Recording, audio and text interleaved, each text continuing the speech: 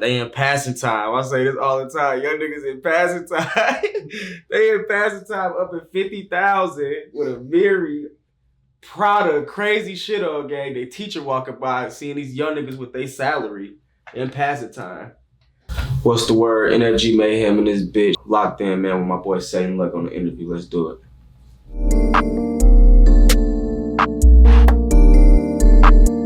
NFG, that's no fucks given.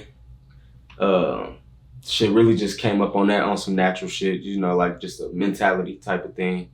No fucks given, just something I feel like everybody can relate to. I feel like everybody had that feeling at one point or on a regular basis to where they just don't give a fuck. So we cooked that up at an early age, me and a couple of my peoples, man. Shout out who I was with, LA and Oquan in the living room, man. We just randomly put that shit together, but I put that shit in play, just took it serious, took the little slogan serious, abbreviated it, and just put it in front of Mayhem. So that's just a part of me now. No fucks given, man.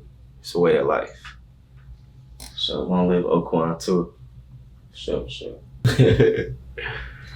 Shit, first job.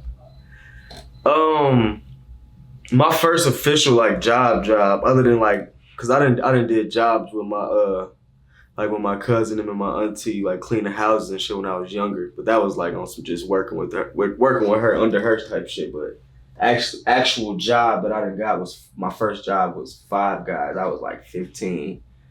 I got fired in like a week. I got put out that bitch in like a week for sure. I ain't even catch a whole pay period in that motherfucker. But Five Guys was my first job. I fuck with it though, but I fuck with that just cause it gave me that first experience with Five Guys in general though. I ain't never had Five Guys before that or nothing, so motherfucker was getting free Five Guys on the clock every once in a while and shit. And other than that though, it was just like, it just introduced me to that working experience too, so I could appreciate that, but I ain't last long enough to like the job, so I don't, you know what I'm saying? That's just how that went type shit. I think like, I don't know. I think in a sense, it's a little bit of both. Like, I fuck with it personally because like the baggy clothing era, I feel like that's something that's coming back in a sense. So it's kind of, if you do it the right way, you could be catering to that old day swag too. You know what I'm saying? Like the early 2000s swag.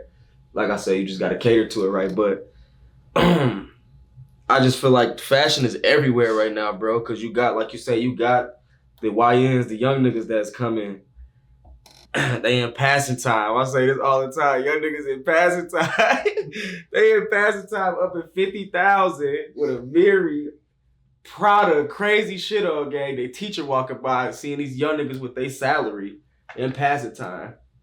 You know what I'm saying? Like, I don't know. The young niggas got the swag different. Like but I can't blame them though, because when I was in high school, I was dressing my ass off. I ain't gonna lie. So like I was like that too, but it's a new wave, bro. Like these young niggas is wearing shit that motherfuckers used to dream of wearing type shit. That rappers wearing shit. So it's like, it's a whole different wave, bro. I don't know how to feel about that shit. I like it though, because I get to see like the young niggas. I get to see myself through the young niggas in a sense, like with they swag. But as far as like the new era go with the baggy clothes and shit, I really feel like that's my generation jumping into that. You know what I'm saying? Like I don't see too many young niggas getting into the baggy clothes. You know, they still wearing tight ass jeans and, you know, purple this, Subi that. You know what I'm saying? Nothing wrong with it though. That shit still drip to me. I don't care what nobody say. You know, motherfucker put on what they want to wear. You know, that's drip shit. So, but yeah, man, I like the comfort, the calm fits. You feel me? That I fuck with the baggy, the big clothing era. I fuck with it. You made a tweet and you said, this was like in 2018. You said Minnesota basically needed to support their local artists more. How do you feel about Minnesota support from that time, 2018, up until now? Do you feel like it's gotten better, changed, or it's still the same? Shit. I'll say it probably got a little better because Minnesota in general got more of a spotlight. So I feel like that kind of led people to be more willing to listen to what's out here. Then like a lot of artists started to buzz heavily through Minnesota too. So, you know, I just feel like it opened more ears.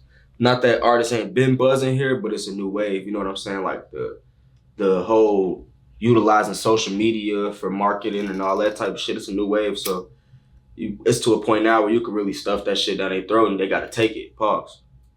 But you know what I'm saying? Like they gotta take it. You feel me? Like it's you throw that shit out there enough, they can't miss you. So the support probably is a little more intense than it was more intense than it was then, but it's hard to say. For me personally, my support was a lot more genuine back then because like people seeing how hungry I was, and I was my level of consistency was just at an all-time high. So like I don't know, I feel like now it's just more so a matter of me finna have to cater to my audience different and just show them my growth from a mature standpoint. You know what I'm saying? So for myself, I would say the support was still better back then, like 2018-ish, 2019 through 2020 type shit. But like now, overall for the state of Minnesota, I say it's better in general for the state itself. You know what I'm saying? You get what I mean? My superpower would probably have to be. And you mean like that I got already, right? Like not a superpower that I want. Yeah, not no nonfiction, just like right. Well, okay. I have to say, my sense of awareness, bro. Like, you know what I'm saying? I done intentionally like skipped out on certain little functions and a lot of little shit I was invited to and whatnot, and then I'll be sitting at the crib and I see or hear some shit done happen at this place, specific event I was invited to, and you just be like, my sense of awareness told me not to do that. Or say I do go to these events, you know what I'm saying? I'm on all 10, like at all times. Like I might look paranoid in that bitch by how much I'm just, aware, you know what I mean? Like I hear a pin drop from across the room wrong if that bitch fall the wrong way. And that shit would catch my attention, like, what was that? You know what I'm saying? Like I'm just always aware. So like my sense of awareness probably like my biggest gift, my biggest superpower, bro. Like that shit saved me a lot. Shit, 72. Man, I picture me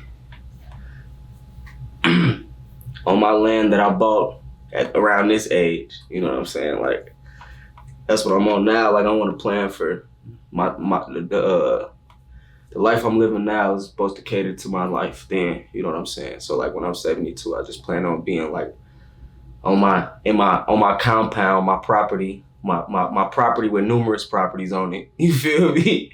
With my people, man, just spread it out through that bitch and just like, carefree, at ease. I plan on having everything I want, being comfortable already. Shit, probably 30 years prior to that even. So, by the time I'm 40, I plan on being, you know what I'm saying, done with everything I wanted, you know what I'm saying? And everything I need is now all I'm focused on. So that's, by the time I'm about 70-ish, you know what I'm saying, I feel like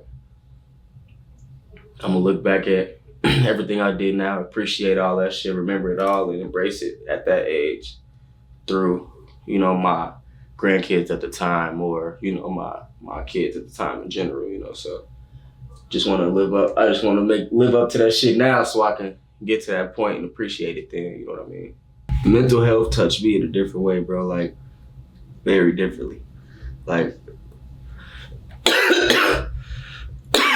shit running my family in a sense, it's something to pay attention to in my family. So and me, I'm an overthinker myself, so with that I know I sometimes gotta channel that shit so I don't get into a dark place. And I got a brother that deal with schizophrenia. So like when it comes to mental health, that shit, we deal with that shit firsthand as a unit, my family. So like we know how to cater to that shit a lot different than most people. You see a lot of crazy motherfuckers out here in the street and shit, and like through St. Paul, through the Twin Cities in general, and a lot of them like may come off to you as just, yeah, he a drug addict or this, but the whole time they got a demon within them that they cannot control. So you gotta know how to cater to that. You can't just look at them as a threat all the time or like somebody you gotta judge off the rip. You know what I'm saying? You gotta be able to step into their shoes, be empathetic in a sense, and just try to, cater to that. Like that's the best way I could put it, is just try to cater to it, bro. Because at the end of the day, like I say, they got something in them they can't control. And if they had control of it, they would do all the shit that you pull up next to a motherfucker holding a sign and shit. You tell them, oh, get a job, get a job, get a job. It's obviously they don't qualify for these jobs that we could easily go get. You know what I'm saying? Resources out here are limited too. Like when it comes to the mental health community, it's not enough. Like it's only so much they can do for you until they will just give up on you. You know what I'm saying? And we got to see that firsthand too, but we still fighting as a family for my brother and shit. We getting him on his toes, you know what I'm saying? We trying to get him into that position he deserved to be in, and us giving up on him is not an option. So mental health is something that I feel like need to be talked about more, especially within the Black community and for men in general. Like we all know that we all go through shit as humans equally. Like, so when it come to looking at a man problems, like, oh, he a man, he should be able to deal with that shit, and he should be able to file. He not crazy. He just going through something right now. Nah, we be fighting demons for real, and that shit need to be catered to how y'all get catered to in general. Like, it's just that mental health shit go deep. That shit can lead to a 2-hour conversation for real. And but like, to wrap that up though, it really just, I feel like as men, we need to pay attention to our well-being, our mental health, and like just for sake of just for the sake of our well-being, bro. Like we can't ignore the severity of mental health as men, and don't never let nobody sit there and tell you crazy. You know, some of y'all ass is crazy for real, but you know what I mean though. Everybody not crazy. A lot of shit be making sense, and you know what I'm saying? We just gotta look at it like that for real. Shit. I ain't gonna lie, so I don't think nothing I got out right now is some of the realest shit I wrote. I feel like everything I put out though is me. So me being a thoroughbred individual, a real individual, authentic individual, I feel like everything I put out is some of the realest shit I ever wrote. But the realest shit I ever put in the work, it will have to be something that's coming out on a new project, Ability. I'm dropping at the end of October. And this project is just pretty much me showing my growth, man. Like, you know, my maturity and where I'm at now as an artist, as an adult, as a man. You know what I'm saying? I'm no longer a boy, so like I'm talking about shit that actually matter on this, and I'm just being vulnerable on it. So I feel like most of everything on this project specifically is gonna be the realest shit I ever wrote, for sure. Y'all can be the judge of that once y'all hear it. Coming soon, so be in tune. Man, bro, no cliche shit, just like stay out the way.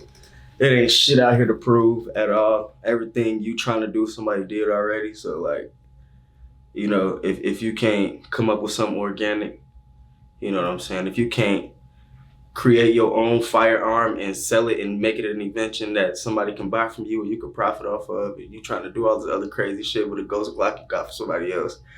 Look, man, what Rod just say on his new shit? He said, here's a message for the youth, it ain't worth it. Niggas, police, it ain't worth it.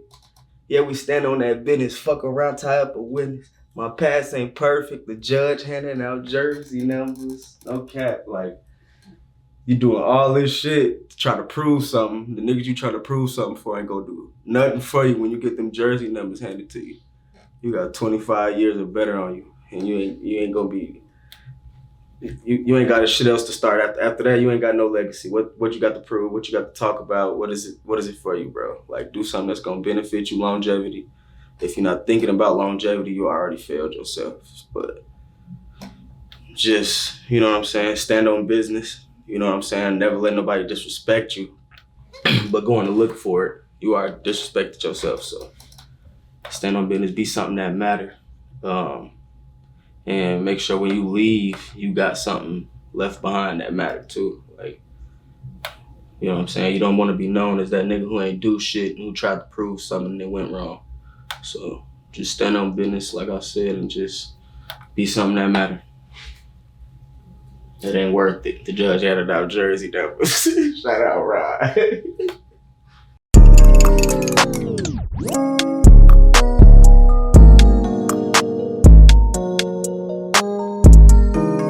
Alright, for sure. I got you to roll the box in there too. Alright, for sure. Oh shit.